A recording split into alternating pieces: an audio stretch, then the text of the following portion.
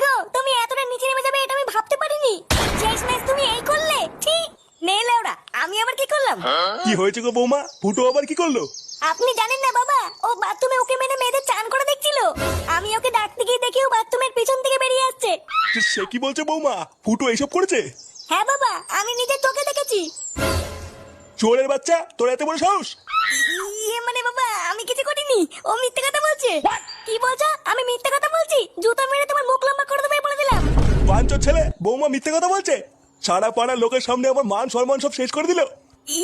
বাবা, আমি সত্যিকারে চান করে দেখিনি। দেখিসনি চোদনা, আমি তোকে চিনি না। বেড়া শুনে বাচ্চা আমার বাড়ির থেকে। চালা মাগি, তুই আমার নামে মিথ্যে কথা বললি তো? তারা লাউড়া, তোর গার ভাঙছি। সেগো মারি ছেলে, আমার বৌমার উপর গরম দেখানো। বেড়া শুনে বাচ্চা বাড়ি থেকে।